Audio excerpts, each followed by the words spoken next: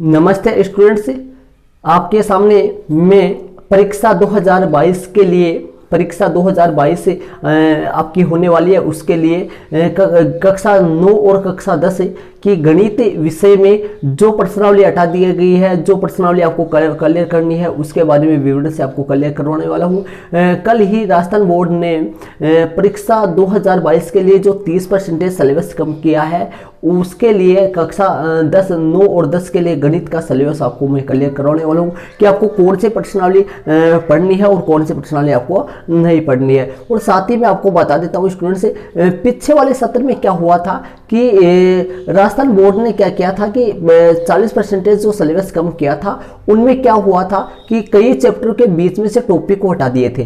तो अपने को क्या करना पड़ा था कि कई एक्सरसाइज टॉपिक वाइज कई एक्सरसाइज अपने को छोड़नी पड़ी थी, अपने को टॉपिक वाइज एक्सरसाइज को छांटना पड़ा था। लेकिन अब की बार ऐसा नहीं हुआ है कि अब की बार जो 30% जो सिलेबस कम हुआ है, वो जो चैप्टर हटा दिए गए उन चैप्टरों को पूर्णतः हटा दिया गया, उन चैप्टरों को अपने को क्लियर नहीं करना है। इसी तरीके से हुआ है प्रत्येक सब्जेक्ट में, प्रत्येक विषय में इसी तरीके से हुआ है। तो अपने कक्षा 9 और कक्षा 10 इन दोनों के लिए गणित का मैंने कौन से आपको प्रश्नावली पढ़नी है, कौन से प्रश्नावली आपको नहीं पढ़नी, ये मैं आपको यहाँ पूरा क्लियर कराने वाला हूँ। तो वीडियो के आप अंत तक जरूर बने रहिए। और साथ ही स्टूडेंट्स अपने कक्षा 10 के लिए सिलेबस अपना चालू है इस चैनल पे। तो चैनल को यदि आपने सब्सक्राइब नहीं किया तो जरूर से सब्सक्राइब कर लीजिए। और साथ ही यदि आप चैनल के माध्यम कक्षा 10 गणित का संपूर्ण सिलेबस आप पूरा कर सकते हो।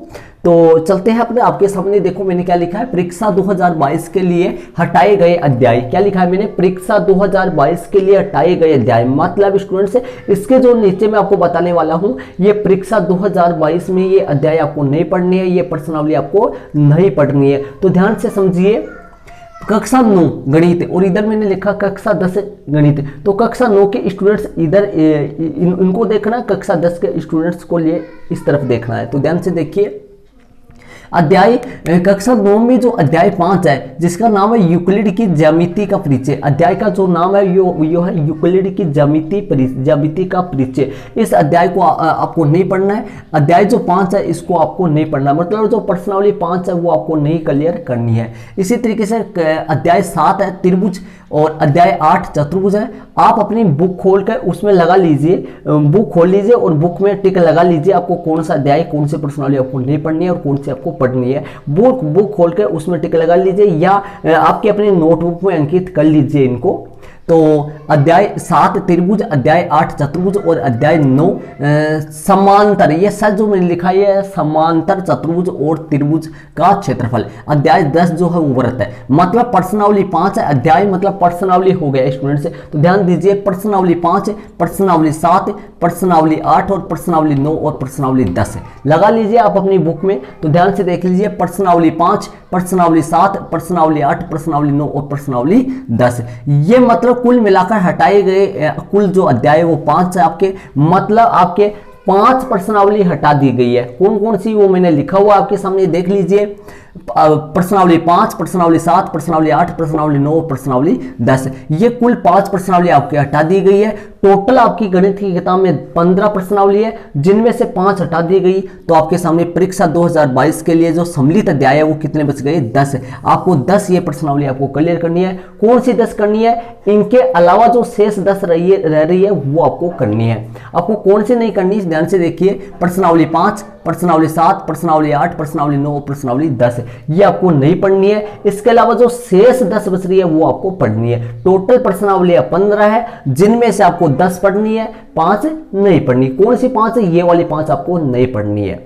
अब कक्षा 10 के स्टूडेंट्स इस तरफ ध्यान दीजिए।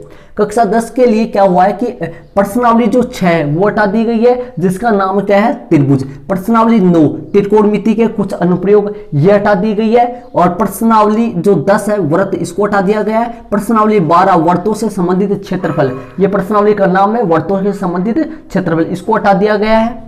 और प्रश्नावली 13 पृष्ठीय क्षेत्रफल और आयतन, इसको हटा दिया गया है।